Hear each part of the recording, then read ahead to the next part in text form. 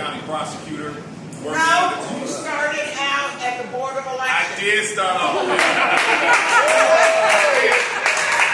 I did start off at the Board of Elections. That is true, and that lovely woman right there watched my back when I was working there.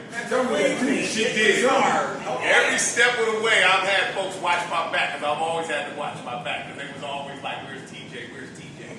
You know. So I went to the prosecutor's office and I had folks watch my back there as well. And then while I was there, I had an opportunity to work under Fannie Lewis.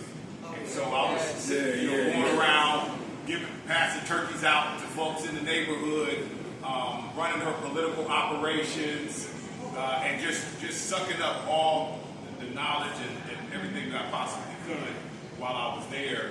And when she passed, I saw an opportunity to run, and I ran and got in, and I was actually an assistant county prosecutor at the time, and my parents had told me, "You do not lose another job over this politics stuff." Yeah, you told me that. That's right. So I went in and I talked with the current prosecutor, and I said, "Look, I want to run." And he was like, "Go ahead, fine," right? So I was able to run because I could keep my job. So I was running literally when I would get off at the prosecutor's office, run out the neighborhood, going door to door and things, and I was able to get in. And I have some folks here that supported me in that, and I appreciate you because I always will remember Ward 7. Because y'all gave me my first opportunity to represent. And I know y'all families took me in as well. And I see babies, they are not babies anymore, but when I took office, they were babies. And I go to these recreation centers, I'm like, the kids are taller than me now. And I said, that was not supposed to happen. You're not supposed to be taller than me. So I see all of the things that what we've done in the community and some of the kids that we touched all along the way. And it's just touching to me now to have you here supporting me. And I am currently a magistrate in the municipal court, doing the work of a judge, right, on an everyday basis. And I have folks that watch out for me there. That's all. I always have to have that, Like, where's TJ? Where's TJ? Where's TJ? And so, but I always say, this is firsthand experience here. I got appointed as a magistrate. I just need a little bit of bump in there to become a judge, right? And I see on a firsthand, day-to-day basis what comes before me, and a lot of them are African American males.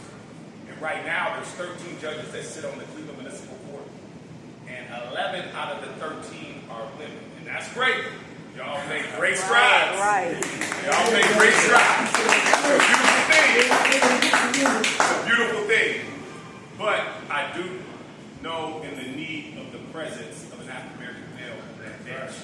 And I appreciate the fact that the Democratic Party sees that, and a lot of the folks in the community see that, whether they're men or women, right? Because there's a possibility that there could be 13 spots, and 12 out of the 13 is women. Despite the fact that there's a lot of African American males that come before us on a daily basis. So I'm just going to continue to work. I appreciate all of your work. We got a lot more to do, right? We got a lot more to do. It's all hands on deck. We got to work and fight all into the report. So I want to thank everybody in this room, all you guys, State Representative Brewer, Conwell, Councilman Conwell, Councilman Harrison, the chairman, Walter O'Malley. Hey, this dude right here, I talked with him, man.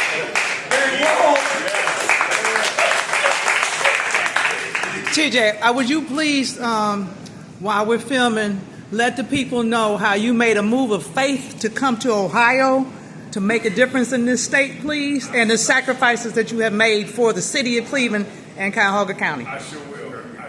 Yeah. But and let me, before I get to that, I just want to appreciate some of the folks that even some of the elected officials that I've been able to serve with and learn from. I've served with Councilman Conwell, and from the first day that I stepped foot in City Hall, he pretty much took me under his wing and showed me different things. So I want to thank you publicly for that as well.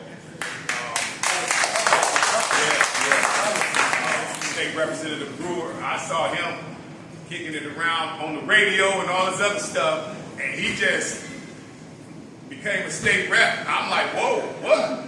Right? And then Bowen was green when I met him. I met him before anybody else met him. I'm literally about to open the beer. He's broke it now. And then Harrison just being able, I didn't serve with him, just being able to watch him and how, did I serve with you? Serve here, there was a little stick. He was county council. No. I thought you were dropping away. On the way, yeah. And so, just to know the effect that he's had on the political game itself and his presence and how he's helped a lot of folks get in different positions. And I appreciate the fact of having his support as well.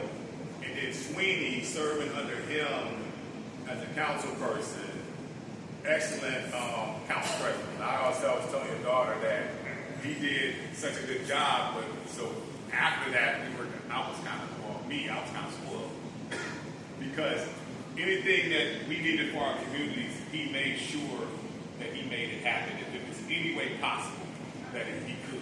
And I appreciate that. And we had a very interesting first sit down when I first came to city council. It was funny. It was interesting. We won't tell.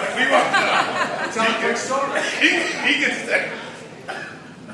Miss Lewis passes away. Right? She tells me three things. Appoint Annie Key's daughter, which is Stephanie. Marry me at Lakeside, and you and Frank are the only two to be able to talk at my going away celebration. So that was really cool. We're helping Stephanie. TJ wins. He comes down to my council president's office in Mansfield, sits in the chair, and says, "Sweeney, we're here, man." And all I said is give you a chance to earn your respect. And I respect I gave you that chance, and it grew into this thing that is pretty freaking cool. It reminded me that I voted for you, Sweeney. That's a real story. That's why our foundation is strong. Yep. So, I have to thank my man's here from the Cochran firm, Mr. Jackson.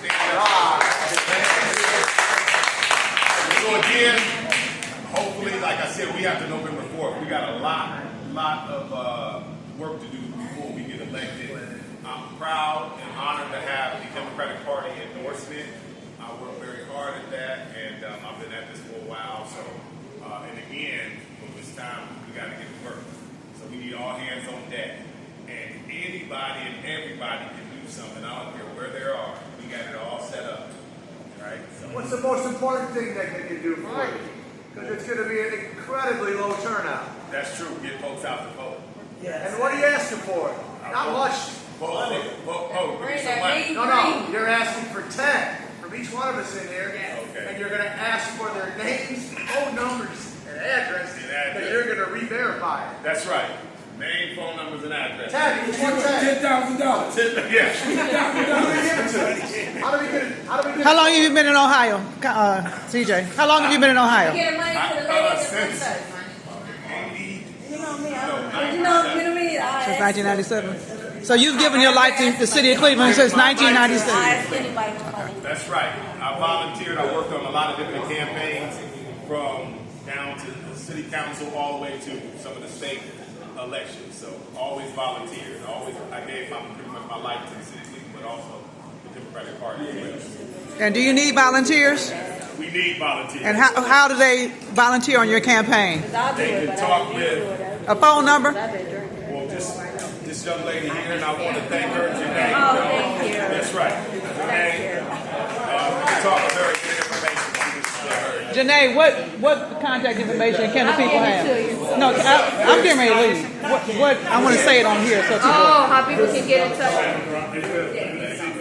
You could just say something. Oh, well, I was going to say they can contact me because I still got. Give me a contact. Oh, his information is No. tjforjudge.com.